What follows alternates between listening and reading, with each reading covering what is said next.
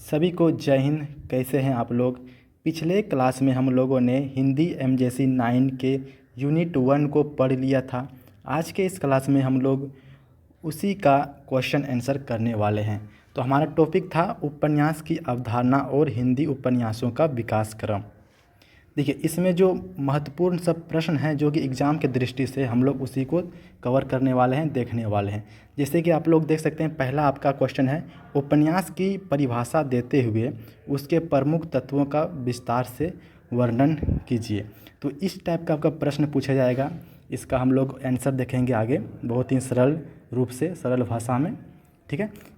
Next प्रश्न है आपका, हिंदी उपन्यास के विकास क्रम को कालखंडों में विभाजित कीजिए और प्रत्येक युग की मुख्य विशेषताओं पर प्रकाश डालिए। तीसरा प्रश्न आपका है कि प्रेमचंद्र पूर्व हिंदी उपन्यासों की प्रमुख प्रवृत्तियों का उल्लेख करते हुए इस काल के प्रमुख रचनाकारों का परिचय दीजिए। वहीं 4 नंबर में आपका प्रश्न है कि प्रेमचंद्र हिंदी उपन्यास का साहित्य के शिखर पुरुष हैं, कैसे। इस कथन की पुष्टि उनके प्रमुख उपन्यासों के संदर्भ में कीजिए।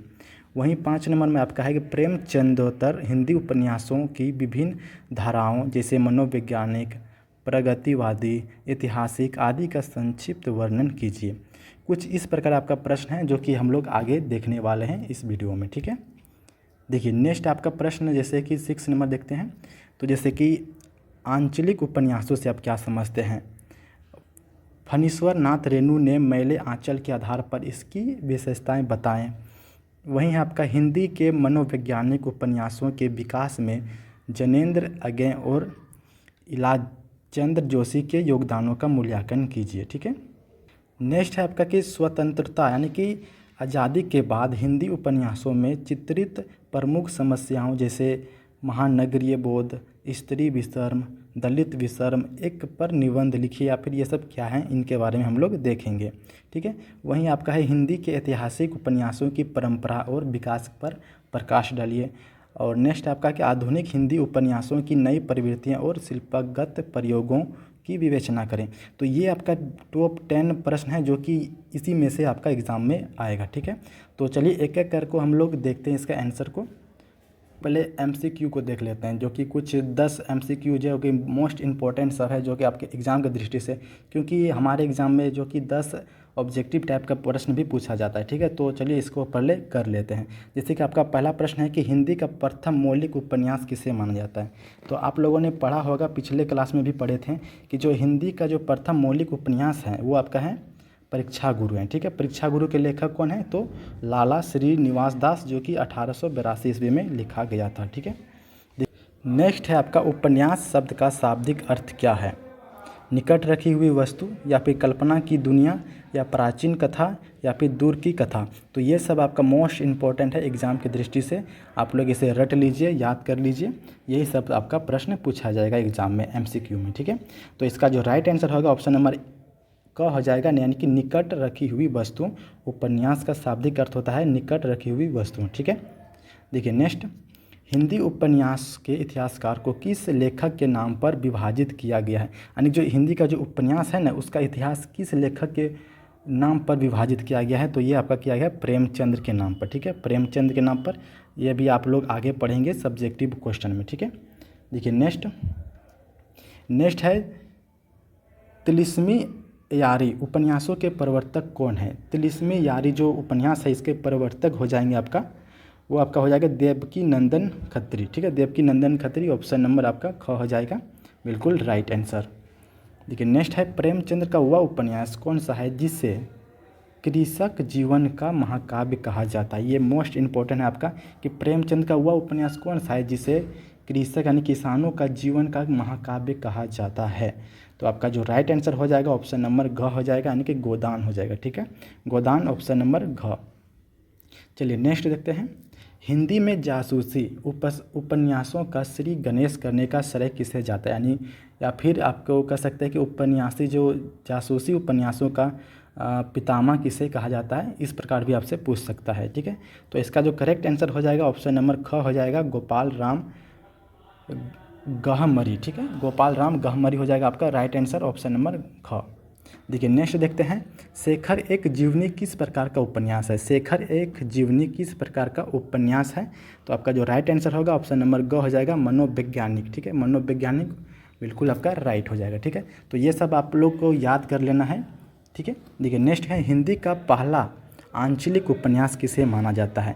हिंदी का पहला आंचलिक उपन्यास जो माना जाता है आपका, वो माना जाता है मेला आंचल को। ठीक है, मेला आंचल आपका ऑप्शन नंबर ख हो जाएगा, जो आपका लिखा गया है इसके फणीश्वर नाथ रेणु के द्वारा लिखा गया है। ठीक है, देखिए नेक्स्ट, वानभट्ट की आत्मकथा के लेखक कौन है। वानभट्ट की आत्मकथा के लेखक कौन है।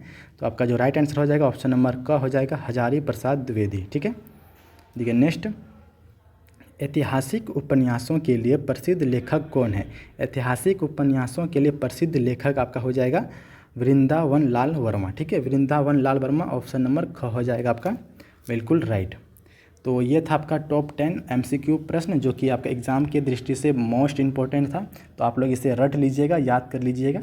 देखिए अब यहाँ से आप लोग सब्जेक्टिव को देखते हैं। ठीक है, देखिए सब्जेक्टिव में आपसे क्या पूछ सकता है, जैसे हम लोगों ने शुरू में ही क्वेश्चन को देखा था कि उपन्यास की परिभाषा और उसके तत्व को। ठीक है, तो आज का हमारा पहला प्रश्न क्या है कि उपन्यास की परिभाषा देते हुए उसके प्रमुख तत्वों का विस्तार से वर्णन करें। ठीक है, तो देखिए आपका जो राइट आंसर हो जाएगा इसका कि उपन्यास वह विस्तृत गद्य रचना है जिसमें मानव जीवन का व्यापक चित्रण किया जाता है। मुंशी प्रेमचंद्र के अनुसार क्या कहा है, मुंशी प्रेमचंद्र ने कहा था कि मैं उपन्यास को मानव चरित्र का चित्र मात्र समझता हूँ। ठीक है, अगर आपको ये लाइन दे दी जाए और पूछेगा कि ये किसकी लाइन है, किसने कहा था कि मैं उपन्यास को मानव चरित्र का चित्र मात्र समझता हूँ, तो आप कहेंगे ये मुंशी प्रेमचंद्र का लाइन है। ठीक है, उपन्यास के 6 प्रमुख तत्व होते हैं, कौन कौन सा। देखिए पहला आपका है कथा वस्तु। कथा वस्तु किसे कहते हैं, तो उपन्यास के जो मूल कहानी होती है उसी को कथा वस्तु कहा जाता है। ठीक है, नेक्स्ट है पात्र एवं चरित्र चित्रण, यानी कहानी के जो नायक नायिका होता है, यानी कि जो हीरो हीरोइन होते हैं, उनका जो पात्रों का स्वभाव कैसा है उसके बारे में ये भी आपका मुख्य तत्व है। उसके बाद है कथोपकथन या फिर संवाद यानी कि बातचीत, जो पात्रों के बीच होने वाली बातचीत है ये भी आपका एक प्रमुख तत्व है। ठीक है, उसके बाद है देश काल और वातावरण, वह समय और स्थान जहाँ कहानी घटित हो रही है उसका वातावरण। उसके बाद है आपका भाषा शैली, यानी कि लिखने का ढंग और शब्दों का चयन, ये भी आपका एक प्रमुख तत्व के रूप में आएगा। ठीक है, उसके बाद है उद्देश्य, यानी कि वह संदेश जो लेखक समाज को देना चाहता है। लेखक समाज को क्या देना चाहता है संदेश के रूप में, यानी कि उपन्यास के रूप में।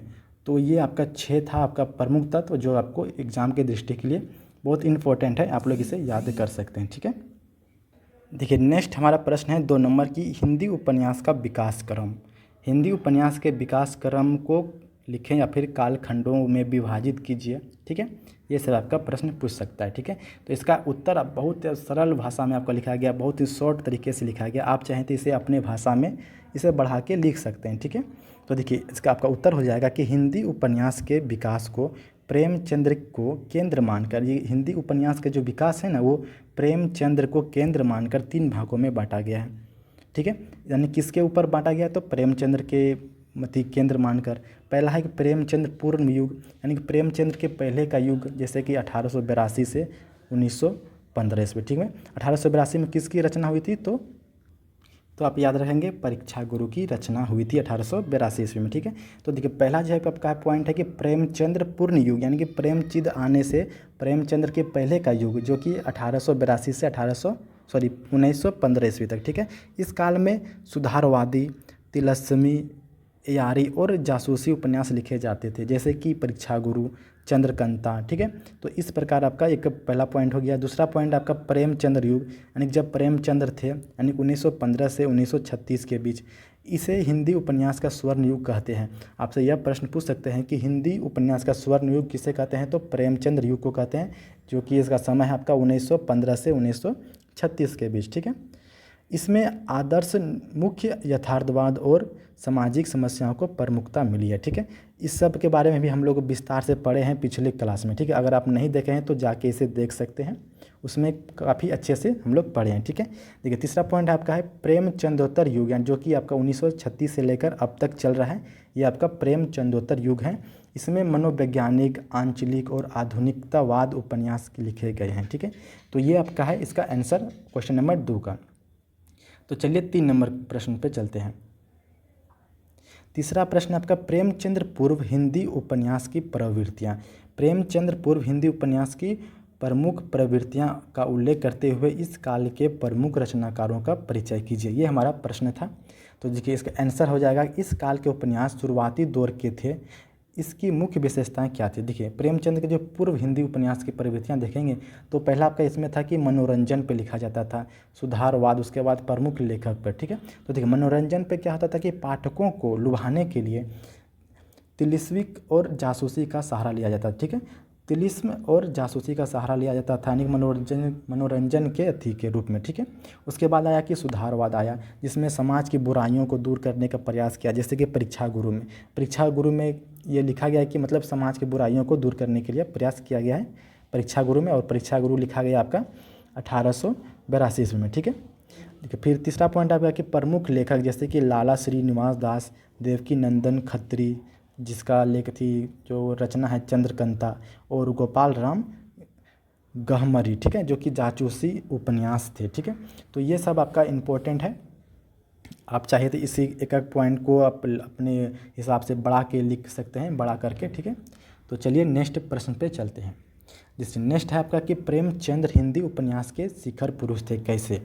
ठीक है, तो देखिए प्रेमचंद्र ने उपन्यास को तिलिस्म और मनोरंजन के दलदल से निकालकर जन जीवन से जोड़ा है। ठीक है, जन जीवन से जोड़ा है। उन्होंने किसानों, मजदूरों और मध्य वर्ग की समस्याओं को अपनी रचनाओं का आधार बनाया।